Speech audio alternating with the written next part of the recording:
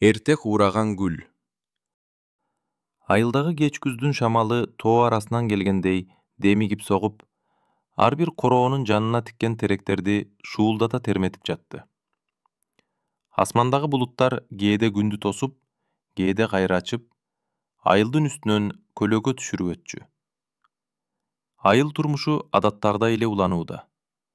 Аялдар короодо от жагып, кой кайтарган балдардын кыйкырыгы угулат, чоңдор болсо талаадан түшүм жыйнап, кышка камылга көрүү менен алек. Дал ушул бейпир көрүнгөн айылда Астра аттуу 16 жаштагы кыз жашачу.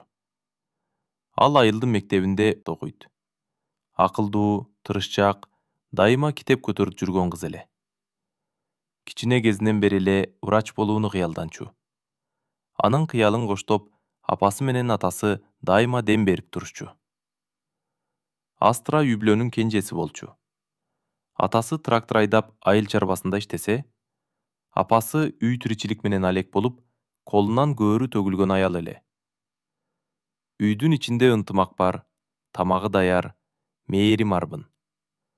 Кошуналар да бул үй-бүлөнү жардамчыл, ак көңүл деп сыйлашчу. Астранын мүнөзү да апасына окшош, жумшак, сылык сыпа. Ал ар дайым чоңдорду урматтап, кичүүлөргө боору кердик менен мамиле кылчу. Айылдагы балдар кыздар аны жакшы көрүшчү. Бирок ал өзүнүн досторунан башка эркек балдарга анчейин көңүл бурбайт эле. Окуу, билим биринчи орунда деген ойлор менен жашап жаткан кези болчу. Бирок анын жүрөгү таза болгондуктан, сырткы дүйнөнүн ар кандай оюндарын, айла малдарын билчү эмес. Айылдагы чоң кишинин жакшылыгына ишенип калаарын, ошол ишеним анын тагдырын өзгөртөөрүн эч ким ойлогон эмес. Түндөсү ал кээде терезеден асманга карап, жылдыздарды санар эле. Качан мен чоңоюп, шаарга барып окуйт экем? Качан дарыгер болуп адамдарды дарылайт экем? Деп кыялданып жүрчү. Анын көздөрүндө чексиз үмүт жана келечекке ишеним бар эле. Бирок тагдырдын сыноосу, адамдардын жамандыгы дайыма күтүлбөгөн жерден келет эмеспи? Айылдын сырт жагында чоң жолдун боюнда эскилиги жетип, дубалдары карайып калган бир үй бар эле. Ал үйдө Брит аттуу киши жашачу. Жашы 35-ке чамалап калган бул адамга айылдын тургундарынын ишеними жок болчу. Себеби ал эч качан бир ишке туруктуу орношуп иштеген эмес. Айылдаштары анын мүнөзүнөн, көз карашынан эле бузукулукка жакын экенин байкашчу. Эрте менен тургандын ордуна ал кээде күндүз уйкуда жатып, кечинде гана көчөгө чыгып, айылдын чайканасында убакыт өткөрчү. Айрым учурларда арак ичип алып, башкаларга кыйкырып, уруша кеткенин да көргөндөр болгон. Ошондуктан көпчүлүк аялдар аны көргөндө балдарын жанынан алып кетчү. Мындай кишиге жолобо деп эскертишчү. Бирок Брит өзүнүн айламалдуу экенин жакшы билчү. Ал кээде чоңдордун көзүнө "мен өзгөрдүм, жакшы адам болдум" дегендей түр көрсөтүп, айрымдарын алдай да алчу. Эл ичиндеги аялдардын кээ бирлери анын сөзүнө ишенип калган учурлар болгон. Бирок көп өтпөй анын чыныгы жүзү ачылып калчу. Жашоосу башаламан болсо да, ал дайыма айылдын жаш кыздарына көз салчу. Көчөдөн өткөндө аларды байкап, кимиси таасирленер экен деп ичинен ойлончу. Көпчүлүк кыздар аны жактырчу эмес. Жада калса, бул киши бизге сөз айтса, апама айтам деп коюшчу. Бирок ага карабастан, Брит өзүнүн жаман оюнан баш тартчу эмес. Бир күнү айылдын көчөсүндө китеп көтөрүп шашып бараткан Астраны көрүп калды. Мына ушул кызга жетишим керек. Бул жаш кыз анчалык тажрыйбалуу эмес. Мага тез ишениши мүмкүн деп ичинен ойлоду. Ошол күндөн баштап Бриттин ою өзгөрдү. Ал Астраны көздөй, кайсы жол менен болсо да жакымдап, аны өзүнө көндүрүүнү чечти. Кийинки күндөрү Брит атайын мектептин жанынан өтүп, Астраны көзү менен издей баштады. Ал кызды күн сайын китеп көтөрүп, тыпылдап басып бара жатканын көргөн сайын, ичинен ушул сага ылайыктуу жем деп ойлоду. Бир жолу атайын токтоп, "Астра, мектепке баратасыңбы?" деп жылмайып сүйлөп калды. Кыз бул суроого таң калып, «Ооба, ага» деп кыска жооп берди да, шашып жолун улады. Брит ичинен ичкерилетип сүйлөшүш үчүн шашпай жол табышым керек деп ойлоду. Ошондон кийин ал атайын шаарга барганда, кичинекей белектерди сатып келип, кызга сунуштап жүрдү. Бир күнү мектептин алдында, «Мына, мен шаардагы китеп дүкөнүнө кирип чыктым. Сен китепти жакшы көрөсүң да. Бул сен үчүн», деп кичинекей китеп сунду. Астра алгач алуудан уялды. «Жок, ага, ала албайм. Менин акчам бар», деди. Бирок Брит жасалма жылмаюу менен, «Сен мени туура эмес түшүнбө. Бул сага кичинекей белек. Мен сени карындашымдай көрөм. Сендей акылдуу кыздар сейрек кездешет. Кийин чоң адам болосуң. Жолун ачылып жүрсүн», деп айтты. Бул сөздөрдү угуп, Астранын жүзү жылмайып кетти. Ага мурда чоң кишиден мындай мактоо угуу кызык жана жагымдуу болду. Ал китепти алды да ыраазычылык билдирди. Ошол күндөн тартып Брит дага башкача мамиле кыла баштады. Кээде дүкөндөн шоколад алып келип берчү, кээде телефондун балансын толтуруп койчу.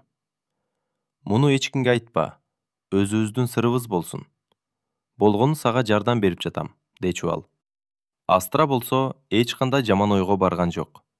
«Чынында эле агай мени карындашындай көрөт окшойт», деп ишенди. Апасына да, «Брит дагы мага дайыма жардам берип жүрөт. Жакшы киши экен», деп мактап да койгон күндөрү болду. Бирок апасынын жүрөгү тынчсызданчу. «Мындай кишинин белек бергени жакшы беле? Мунун артында башка ой жокпу?» деп ичинен күмөн санап жүрдү. Бирок кызын урушпай, анын ишенимин бузбай эле коюуну туура көрдү. Астра болсо жаштыктын ишенимине алданып, алдыдагы коркунучту байкаган жок. Күндөрдүн бири. Айылдын үстүнөн күн нуру ачык тыйып, тоо этектеринде жаңыдан саргайган жалбырактар шамалга акырын гана шуулдап жатты. Мектептен чыккан окуучулар бири-бири менен шыбырашып, топ-топ болуп үйлөрүнө тарап бара жатышты. Астра колуна сумкасын көтөрүп, жалгыз басып келаткан. Жол боюнда кара мерс токтоп турганын көрүп, алгач көңүл бурган жок. Брит башын чыгарып, «Астра, келчи, сүйлөшөлү», деп чакырды. Кыз бир аз тартынды. Бирок бул мага дайыма жардам берип жүрөт. Жаман болбос деген ой менен машинага жакындады. «Кандайсың? Сабактарың жакшыбы?» деди Брит жасалма жылмаюу менен. «Жакшы, ага», деди кыз тартынып. Бир маалда Брит сүйлөшүүнүн нукурун өзгөрттү. «Билесиңби, мен эртең шаарга барам. Китеп дүкөнүнө да кирем. Сен китепти жакшы көрөсүң да? Кааласаң, сени да ала кетейин. Жаңы китептерди көрүп, өзүңө керектүүсүн тандап аласың». Астра бир заматта сүйүнүп кетти. Шаарга баруу анын көптөн берки тилеги болчу. Бирок ошол эле учурда ичинен «Апама айтсам кое бербей коет» деген күмөн пайда болду. «Ага, билбейм», деди шашмалаңдап. «Эмнени билбейсиң? Мен сени эч качан жаман жолго салбайм. Карындашындай көрөм да. Болгону сага жакшы нерсе кылгым келет. Андан башка эч нерсе жок», деп Брит жымсалдап койду. Кыз акырын башын ийкеп, «Макул», деди. Эртеси күнү түш ченде Брит мектептин жанынан кайра өтүп, машинасын токтотуп күтүк турду. Сабак бүткөндө Астра чыга келди. Бул кишиге ишенсем болот деген ой үстөн болду. «Отур, китеп дүкөнүнө токтоп, сага жаңы чыгарма алып берем», деди Брит эшигин ачып. Астра жай отуруп калды. Машинанын эшиги жабылганда, ал өзүн кандайдыр бир башка дүйнөгө түшкөндөй сезди. Айылдан алыстап бара жаткан сайын жүрөгүндөгү майда коркунуч күчөйү баштады. Машина акырын жылып, айылдын жолунан чыгып чоң трассага түштү. Алгач баары кадимкидей көрүнгөн. Алдыда шаар тарапка кеткен чоң жол. Астра ичтен сүйүнүп, терезеден сыртты карап бара жатты. Айыл четиндеги талаалар, алыстан көрүнгөн тоолор баары тааныш эле. Бирок бир нече чакырымдан кийин Брит машинесин башка жолго бурду. Бул жол тар жана көп өтпөй токой арасына кирип кетти. Астра бул бурулушту байкабай койгон жок. Үнү калтырап, Ага, шаарга чоң жол менен эле барат элекко? Деди. Брит шашпай күлүп койду. Эч нерсе болбойт карындашым. Бул жактан да барса болот. Жол жакыныраак. Анан да таза аба. Көрөсүң, мына бул капчыгайдын жери кооз. Астра унчукпай калды. Телефонуна көз жүгүртүп интернетке кирмекчи болду, бирок тартпады. Көкүрөгү кысылып, жүрөгү зырылдай баштады. Эмнеге башка жол менен кетип баратабыз? Эмнеге апама айтпай чыктым? Деген ойлор мээсин өйдө ылдый кыла берди. Машине улам тоо этегине жакындай берген сайын токой калымдай түштү. Жол четинде адамдар азайып, таптакыр бейтааныш, тунчсуздандырган абал пайда болду. Ага, кеч болуп калат. Мени кайра үйгө алып барып койбойсузбу? Деди Астра акырын. Брит кабагым дүркөт. Коркпо. Бир аздан кийин шаардын четине чыгабыз. Болгону ушул жолду жакшы көрөм. Сен да жактырасың, деп жооп берди. Бирок анын үнүндө мурдагы жылуу интонация эмес, катуу, өтө ишенимдүү, кээде коркуткандай угулду. Бул Астраны ого бетер кооптондуруп койду. Ал терезеден улам-улам карап, сырттан жардам издеп жаткандай болду. Бирок жолдо эч ким көрүнбөдү. Машине болсо улам ичкери, капчыгайдын тереңине кирип баратты. Астранын жүрөгү ток эте түшкөнсүп, ар бир мүнөт өтө оор болуп калды. Жүрөгүнүн согушу катуулады. Анын көз алдына апасы тартылды. Таңкы чай үстүндө «Кызым, мектепке кечикпе, сабактарыңа кара», деп жылмайган апасынын элеси келип, көөдөнүн тилип өткөндөй болду. Эмнеге апама айтпай чыктым? Эмнеге бул кишиге ишенип калдым деген ой ичинен кайталана берди. Астра акырын үн катты. Ага, чын эле шаардын жолуна чыгасызбы? Апам урушуп калбасын. Брит анын көзүнө тигиле карап, жылмайгандай болду. Бирок ал жылмаюу мурдагыдай жылуулук эмес, кандайдыр бир сырдуу, катал көрүнчү. Эмне эле корко бересиң? Сага эч ким жамандык кылбайт. Мени тааныбайсыңбы? Мен сен үчүн гана жүрөм, карындашым. Бир аз чыдасаң болду. Астра анын сөздөрүнө ишенип да, ишенбей да калды. Сөзү жумшак, бирок үнүндө кытмырлык бар эле. Жол болсо улам ичкери. Тоо арасындагы капчыгайдын төрүнө алып баратты. Токой арасына киргенде, күндүн нуру басаңдап, жолду көлөбө каптап, аба муздай түштү. Машиненин айнегине жабышкан жалбырактар улам үн чыгарып, Астранын тынчын ого бетер алды. Ал акырын телефондун мессенджерин ачып, апасына жазып жиберейин деди. Бирок кайра эле тарта бербей, сигнал жок деген жазуу чыкты. Колдору калчылдап, үнү араң угулгандай болду. Ага, мен үйгө баргым келип жатат. Бирок Брит Трулду каттуу кармаган бойдон, көзүнөн бир ирмемда жолду албай, баары жакшы болот. Сага азыркыдай мүмкүнчүлүк өмүрүмдө келбейт, көрөсүң, деди. Астра анын сөздөрүн түшүнбөй, жүрөгү ого бетер каттуу согуп кетти. Кыздын ичине түшүнүксүз чоң коркунуч кирип, ал эми көздөрүнөн жаш куюла баштады. Астра көзүнөн жаш куюлуп жатса да, үн катпай, сыр көрсөтпөөгө аракет кылды. Бирок анын калчылдаган колдорун көрбөй коюу мүмкүн эмес эле. Брит дандан көзүн алып, кайра жумшак сүйлөгөнгө өттү. Сен канчалык сулуу кызсың? Мектептеги курбу-курдаштарымдын баары тең сендей акылдуу, таза жүрүшпөйт. Мындай сулуулук менен сен жакшы жашоого татыктуусуң. Ал кызды карап алып, үнүн мурдагыдан да жумшак чыгарды. Сага жол ачып берейин дейм. Келечегиңде эч нерседен кем болбойсуң. Жакшы адамдар менен тааныштырам, алар сени колдойт. Айнура анын сөздөрүн түшүнө албай, кудум жомо уккансып отурду. Бирок ошол эле маалда жүрөгүндөгү коркунуч дагы күчөп жатты. Жакшы адамдар деп кимди айтып жатат? Эмне үчүн ал менин келечегимди ойлоп жатат? Деген суроолор башын кыстап жатты. Ага, деди кызараң үн чыгарып. Мен окуумду бүтүрүп, апама жардам берсем дейм. Андан башка тилегим жок. Брит күлүп ийди. Ал күлкүдө кандайдыр бир шылдың бар эле. Сен али жашсың, эч нерсени түшүнбөйсүң. Жашоо деген сен ойлогондой эмес. Кийин түшүнөсүң. Машине капчыгайдын ичиндеги эң тар жерге жеткенде ал токтоп калды. Токойдун ортосунда жымжырттык. Бир да адамдын үнү угулбайт. Алыстан куштун гана чырылдаганы угулат. Астранын көзүнө жаш толуп колдору муздап чыкты. Ал эми Брит анын коркконунан ырахат алгандай жай отургучка жөлөнүп, кыткылыктап күлүп койду. Эми сени көздү эч ким көрбөйт, деди акырын. Машине токтогондо токойдун арасындагы бейтааныш жер кызга таптакыр коркунучтуу көрүндү.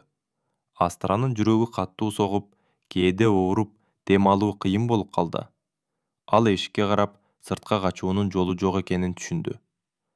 Ага, мени кое бериңизчи, деди Астра калчылдап. Брит эч нерсе айта алган жок, бирок көзүнөн жылмайган өңү бир заматта каттуу, коркуткан караңгыга айланды. Ал кыздын колун бекем кармап, машинеден чыгарды. Астра жанын салып кутулуу үчүн аракет кылды. Бирок ал тырышса да, Бриттин күчүнө туруштук бере алган жок. Эч нерседен коркпо, карындашым. Болгону бир аз убакыт, деди ал үнүн жумшатып. Бирок анын үнүндө жалган жылуулук гана эмес, таптакыр башка, кооптуу ниет бар эле. Астра кыйкырып жардам чакырды, бирок ал жер бейтааныш, алыстан эч ким укпайт. Көздөрүнөн жаш агып, колдорун калчылдатып, акырын артка кетенчиктеди. Бирок Брит эч нерсе укпай, кайра колдорун күч менен бекем кармады. Кыздын коркуусу чексиз болчу. Ал апасын, үйүн, досторун эстеп, жүрөгү кысылып, ички дүйнөсү талкаланып баратты. Ал эми Брит бир аздан кийин акырын көзүн кысып, эгер сен менин сөзүмдү угуп коркпой койсоң, баары жакшы болот, деп убада кылгандай болду. Бирок анын көзү жана кыймылдары анын чыныгы оюн ачык көрсөтүп жатты. Бул убакытта Астра чыныгы жамандык менен беттешип жатканын түшүнүп калды. Жүрөгү тоңуп, терисинде катуу суук жүгүрдү. Ал эч качан мындай коркунучту элестете алган эмес. Брит акырын артка кадам таштап, кызды тике карап, үнүн акырын катуу кылып, эгер сен мени укпасаң, эч ким сени таба албайт, деди. Астранын ичине чоң коркунуч кирди. Ал бир гана нерсени билген. Бул жерде ал өзүн коргой албайт. Жана анын жашоосу азыр толугу менен Бриттин колунда. Капчырайдын ичиндеги жымжырттык, катаал шамал жана дарактардын сыдыры Астранын коркуусун дагы күчөттү. Жүрөгү катуу согуп, дем алуу кыйын болуп жатты. Ал артка карап, качуу жолун издеп карады. Бирок ал жерде эч нерсе жок эле. Бүт дүйнө Бриттин колунда көрүнүп турду. Ага, сураныч, мени кое бериңиз. Мен эч жакка кетпейм, эч нерсеге каршы чыкпаймын, деп араң үн чыгарып кыйкырды Астра. Брит анын сөздөрүн укпагандай, каттуу карап туруп, сен менин сөзүмдү угуп койсоң, баары жакшы болмок, деди. Ал жаман ниетин жүзөгө ашырууга даяр болуп, кызды артка түртүп жерге түшүрдү. Астра жанталашып каршы турду, бирок Брит күчтүү, кыймылдары тез эле. Астранын көзүнөн жаш агып, ичинен кайгылуу чакырык кылды. Кудайым, мени сакта. Апа, ата, мени таткыла. Бирок эч ким уккан жок. Брит акырын ага жакындап, үнүн төмөндөтүп, бирок каттуу кыялдай. Эгер сен мени жамандап айтып койсоң, эч ким сени коргой албайт. Түшүндүңбү? Астра коркуудан үн катпай калды. Ал акырын жылаңайлап отуруп, колдору калчылдап, буттары тайып, жанын сактоого аракет кылды. Бирок Бритти токтото турган эч ким жок эле. Бриттин көзүнөн жылуу жылмаюу кеткен. Анын ордуна чыныгы мыкаачылык жана өлтүрүүгө даярдык көрүнүп турду. Астранын жашоосу эми таптакыр өлүм алдында турганын түшүндү. Капчыгайдын төрүндө Брит акырындык менен чыныгы ниетин көрсөткөндө, Астранын ичиндеги коркунуч чексиз күчөп кетти. Ал кантип кутулууну ойлонуп, качуунун жолун издей баштады. Бирок Бриттин колу бекем кармап тургандыктан, кыз таптакыр эркисиз болуп калды. Ага, сураныч, мени кое бериңиз. Мен эч жакка качпайм. Эч нерсеге каршы чыкпайм, деп Астра акырын үн чыгарып кыйкырды. Көп өтпөй, Брит өзүнүн ниетин ишке ашырды. Кыздын жашоосу бейкүнөө, күтүүсүз, мыкаачылык менен токтоду. Капчыгайда эч нерсе калган жок. Астранын жан дүйнөсү, жашоосу жана келечеги караңгылыкка батты. Ал эми Брит ошол жерде эч нерседен тайманбай туруп, кайра айылга кайтып кетти. Кийинки күндөрү айылда чуу башталды. Астра дайынсыз болуп, үйүнө кайтпай калганын угуп, ата-энеси чочуп, милицияга кайрылышты. Биздин кыз кайда? Эмнеге үйгө келбеди? Деп кайгылуу үн менен сурады апасы. Милиция тергөө иштерин баштады. Алар Капчырайдын айланасын, айылдагы жолдорду текшерип, кошуналардан маалымат чогултушту. Ар бир маалымат боюнча изилдеп, болжолдуу багыттарды белгилешти. Бир нече сааттан кийин Бриттин машинеси ошол эле жолдо табылды. Машиненин ичинен кээ бир белектер, Астранын сумкасы жана кийимдери табылды. Айылдын эли угуп билип чуу көтөрүлдү. Көпчүлүк «Мына, бул зөөкүрдү дароо жазалаш керек» дешти. Бейкүнөө кыздын жанын кыйды. Мындай адамга жеңил желпи жазаны берүүгө болбойт, деп нааразылыгын билдиришти. Милиция Бритти бат эле кармады. Ал эч качан качып кутула албасын түшүндү. Коомчулукта талкуулар башталды. Кимдир бирөөлөр анын өлүм жазасына тартылышын талап кылды. Башкалары болсо мыйзамды сактоону, кылмышкерлерге тийиштүү жаза берүүнү суранды. Ар бир адамдын пикири кайгылуу окуяга карата терең нааразылык менен толгон. Ошентип Бриттин кесепетинен улам айылдагы тынчтык бузулуп, элдин арасында нааразылык күчөдү. Милиция ишти терең иликтеп, кылмыштын бардык фактыларын чогултуп баштады. Брит кармалгандан кийин айылда чууланып, адамдар чогулуп, анын жазасы тууралуу пикирлерин айтып жатышты. Кээ бирлери мындай адамга жеңил желпи жазаны берүү мүмкүн эмес. Ал жаш кыздын өмүрүн кыйды, дешти. Сотко чейинки териштирүүлөр башталды. Милиция бардык далилдерди топтоп, күбөлөрдү суракка чакырды. Астранын апасы көзүнө жаш алып, «Мага мүмкүнчүлүк бергилечи, аны өзүм атып өлтүрөйүнчү. Суранам», деди. Ошентип Бритке карата коомдук пикир жана соттук процесс татаал, бирок катуу коомдук кысым менен уланды. Эл журт ага өлүм жазасын талап кылганына карабастан, мыйзам жолунан чыгууга уруксат жок болчу. Сот залы толуп, элдин көпчүлүгү көздөрүнө жаш алып турду. Биздин кыз эч күнөөсүз эле каза болду. Бул кылмыш үчүн ал өлтүрүлсүн, деди Астранын апасы. Мыйзам бар, бирок элдин талабын да угуш керек. Жаш кыздардын коопсуздугу үчүн биз мындай адамдарды токтотушубуз зарыл, деди айыл аксакалдарынын бири. Соттук коллегия бардык материалдарды карап, далилдерди талдап чыгып, жыйынтык чыгарды. Брит кылмышын мойнуна алды. Сот анын аракетин мыкаачылык менен алдын ала ойлонулган кылмыш катары баалады. Сот мыйзамга карабастан Бритти өлүм жазасына тартуу жөнүндө чечим кабыл алат деп жарыялап салды.